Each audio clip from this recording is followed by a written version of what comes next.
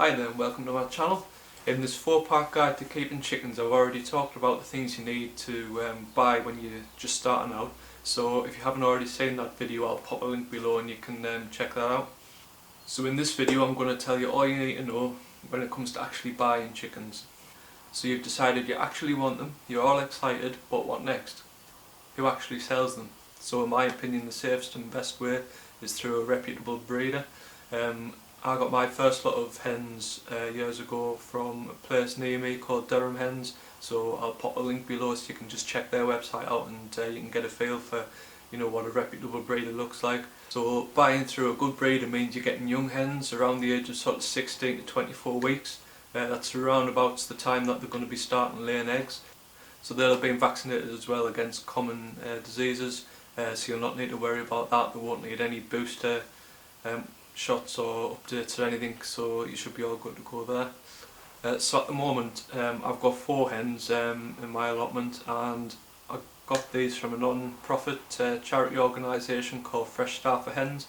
Again, I'll put a link below in the description box so you can check them out. Now they're a non-profit organisation and they basically save battery hens from getting killed. Now battery hens are usually kept until they're about 1.5 years old, and then supposedly the egg production starts to dip, but to be honest I've seen no difference from my hens now, no difference in egg laying from my first lot of hens when I got from the breeder. So this is basically volunteers set up around the country who will act as sort of a housing point, so they'll get sort of a big batch of hens that would otherwise be killed, and so you sign up to the website and with your area and say how many chickens you're looking for, and when they get some in they'll contact you, and there's a bit of sort of form filling and things before that, and you've got to prove that you've actually got a chicken house and a run, so you basically just send a picture to prove that they're going to be well looked after, and when the time comes when they get some hens in, they'll notify you and you can go and collect them, and you'd pay £2.50 per hen just as a donation, so it's a lot cheaper than if you go to a breeder. And I'd do that again just to save a little bit of money, to be honest, and they're in good condition.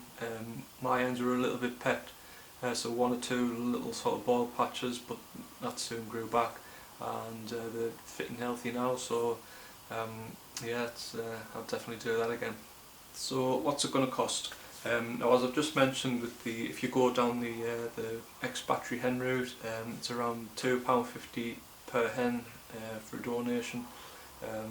Other charities might vary, but this the Fresh Start for Hens is one of the main charities. So again, link below, you can check them out. If you go to a breeder, you're going to be paying sort of around the £15 mark, I'd say. 7 or 8 years ago I paid, I think it was about £12.50 per hen, and now I think that's gone up to about £20, but if you buy multiple hens you get it cheaper, so you've just got to weigh it up really and have a look around. So some hens, depending on the breed, are a little bit more expensive than others. Some hens are bred for their appearance, others are bred purely for their egg laying, so they'll be prolific. You were getting an egg every day pretty much.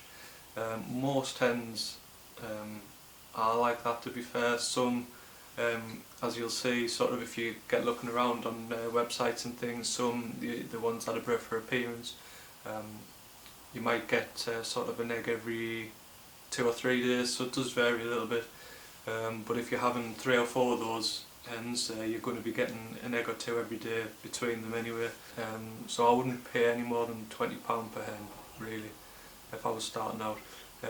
Show hens are a different thing altogether. You're going to be paying quite a lot of money if you go down that route, but obviously if you're a beginner, you're just starting out, I wouldn't recommend that really, because they require sort of a lot more time and effort in looking after them, and you don't really want to get started keeping chickens by keeping show hens. I just go for the normal sort of your standard hens that you see, and that's going to give you an idea of if you enjoy it or not, and you can always progress and do other things. Start with normal hens really. So when you get looking for hens, you're going to come across a few terms and phrases that you might not be too familiar with. So the first one is point of lay, which is POL, and that's basically at around sort of the 16 to 24 week mark when they're expected to start laying. So point of lay, self-explanatory really. So pullet is a female hen under 1 year old, but when they start to lay, then they're known as hens. Bantams are another sort of word you might come across now. They're just basically mini hens, sort of smaller hens. So they might be quite good if you've got young children. They might be a little bit better sort of if they want to hold them and things. They take up less space, a little bit less sort of to look after. You might save a little bit with your food as well because they won't eat as much. So they might be a good idea if you do have young kids, but they do sort of lay smaller eggs as well, so if you're really wanting the big eggs and you're all about that, then I maybe wouldn't go for bantams. So it just depends. If you want the overall experience of looking after hens, then a bantam may be the way to go. So you've found where you're going to buy your hens, but you need to know what constitutes a healthy hen when you're looking and choosing your hens. So the biggest way to do that, the most easiest way, is when you're watching them. You know which chickens are sort of curious and pecking around, scratching the ground, mobile.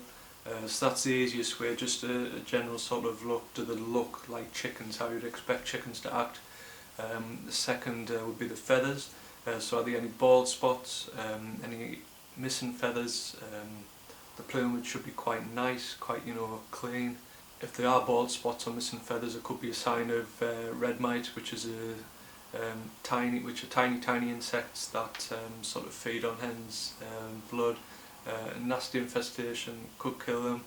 Breeders shouldn't really have an issue with this if they're good and keep all the sort of hens clean and the coops clean and things. So that shouldn't really be an issue.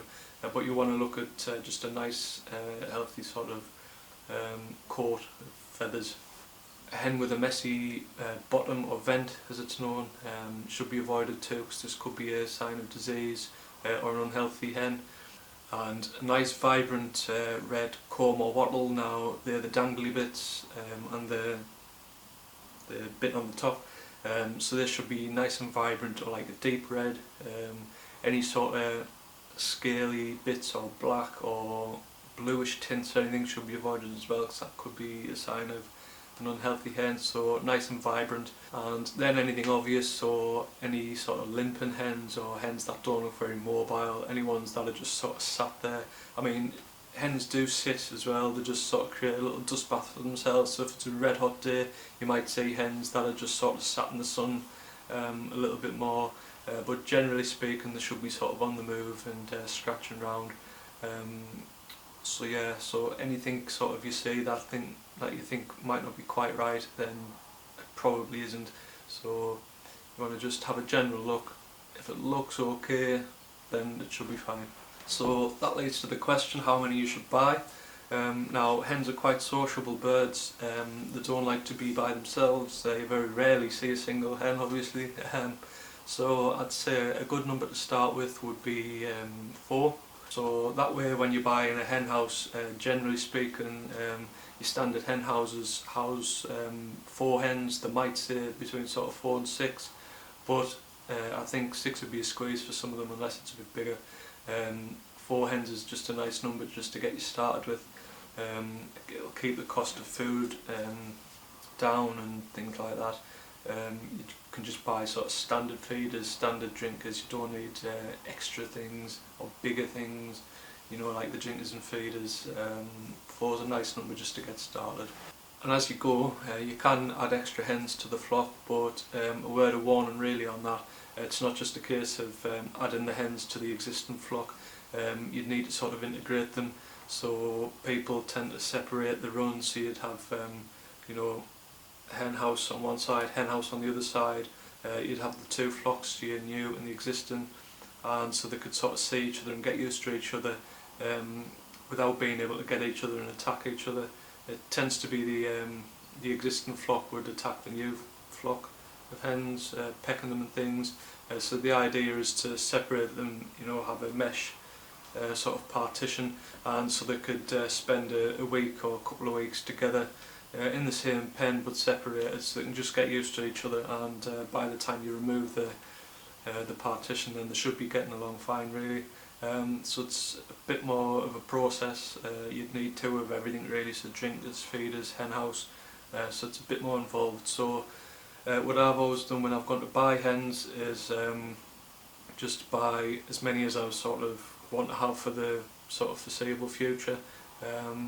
You know, if you're just starting out, 4 hens is ideal, 3 or 4 hens, that way you'll be getting a couple of eggs a day, and you're getting that full experience of looking after chickens without it being, you know, a chore or stressful or anything like that. You just sort of, you'll have a 10-minute daily routine, I'd say.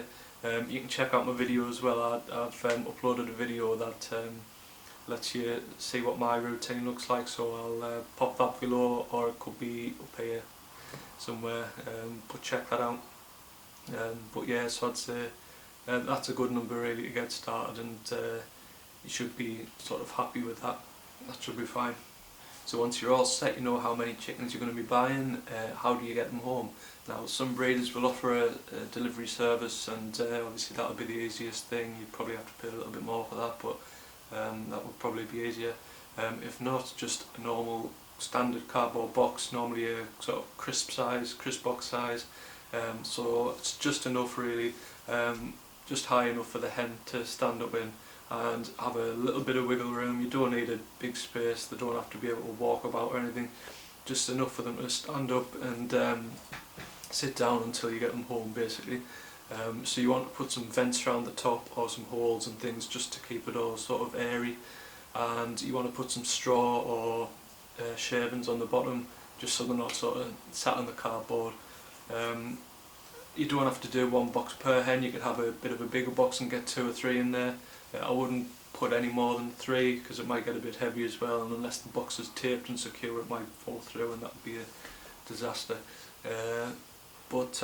Yeah, so you want a decent sized box, holes in, and tape it up. Make sure you put a bit of tape on so it's nice and secure. You can also buy ready-made sort of boxes with little handles and things online, quite cheap, so that might be worth it as well if you're struggling to find a good enough box, or if you're not sure of the size. At a push really, if you've got a dog crate, then yeah, I guess you could put some in there. It's preferable really though for it to be dark, so the hen will be a bit more relaxed I think when it's dark. If it can see everything what's going on, if it's getting sort of put in the car, driving and all that type of thing, it might be a little bit sort of panicky. So it's best to sort of suppress them a little bit and keep them dark, and that should be fine. So if you've liked this video, give it a thumbs up below, and you can subscribe to my channel. It's a brand new channel. I've got an allotment, I keep chickens obviously, and the plan is to document everything I do and upload it to YouTube. So yeah, so I'm just trying to grow it, and I just need all the help I can get really. So yeah, thanks for watching, and don't forget to check out my other video, part 1 of the buying guide. So that is what do you need to buy when you're getting started. So check that out, description below as well. And yeah, thanks for watching.